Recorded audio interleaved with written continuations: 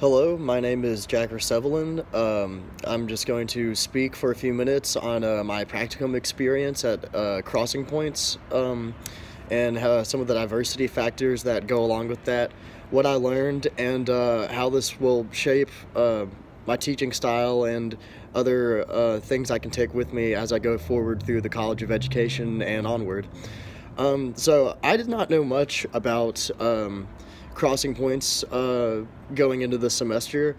I didn't even know that there was a building on Alabama's campus that was open 4 or 5 days a week. I can't remember exactly if it's open on Fridays, but uh, it really just blew all my expectations away. I had no idea how just up to date all the technology and everything was. I didn't know that there was going to be a full kitchen.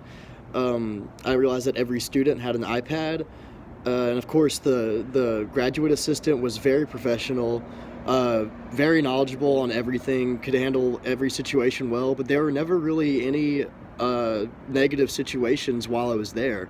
All of the students were very independent, very well behaved. They really just no problems at all. Most of them seem well on their way to living normal and stable lives, working, going to school, doing whatever they do once they leave the Crossing Points program.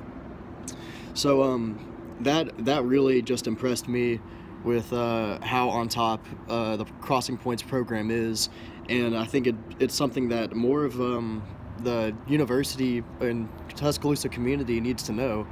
Because it is just a really cool program. The dynamic of the classroom was very, very neat in that every time I went, this is a typical day I would go from 9 to 11 a.m. in the mornings, usually on Mondays, and what they would do is first they would get their iPads and look up Publix weekly ads, which has everything on sale at Publix. And so they would find ingredients to foods that they like, get some recipes, and then they would all vote on whatever food they want to make that day. So usually they would end up with 2 recipes to make, and from there, each student would give a presentation on why they thought their recipe should be chosen and whatnot. So once they ended up with the 2, we would take the bus all the way over to Publix.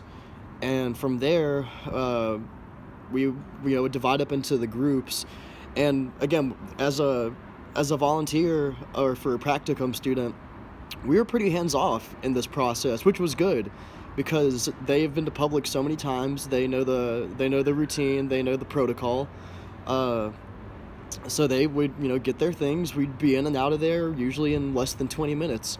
Because also they would look in the kitchen before going to Publix and mark off everything that they already have, so they're not wasting money buying stuff that they don't need. Everything is with a purpose that they do in this process, so that's another impressive factor. But yeah, each of the students was very unique, of course. Some of them were more verbal than others.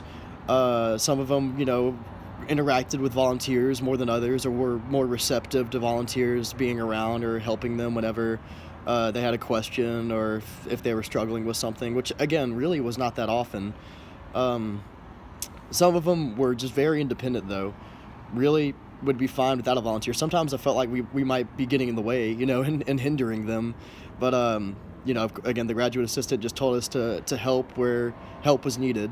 So but there were, again, some students very much, social and could talk your ear off, and other ones didn't have much to say, but that's everybody. There's some people are just more talkative than others. But most of them have their skills, they have them down. They can work all the appliances in the kitchen. They've made a lot of recipes, so most of them are far and ahead better at cooking than I am, I can say. I think most of them can do laundry better than I can too, because there's a full washer and dryer in the classroom. Again, it would usually be different students week to week, because some days they would have work, some days they wouldn't, because many of them, I know one student works at Lakeside as a janitor, and I think it's mainly Mondays that he works. I only saw him once or twice. And others, you know, can work at Publix and wherever else, just in Tuscaloosa, usually on campus. But yeah, they have very, very impressive skills that are going to set them up. Most of them, I think, could be dropped right now, you know, into the community, into a living space, and live just a normal life. And that speaks volumes to what Crossing Points has done. And that was a thing that one day we were looking at for apartments for them. There's, you know, one student in a wheelchair, and they took into account that he would need an apartment with that was accessible to him, that would be accessible to other people with his same disability. And of course they looked at price too, what they can afford, because that's very important, you know, and location also, because most of them need to be within a distance to where they can take a bus or walk or bike, or, you know, whatever their means of transportation are, to their job or whatever else they have going on. So, or to the grocery store as well. So with what I learned through this is that these students are just eager to learn. They really just want to soak up as much information as they can, because they just want to be able to do what everybody else does. And from what I've seen, they 100% can. This really made me see that it is not foreign to them at all to just get a job, go to the grocery store, do everything that, you know, anybody else would do.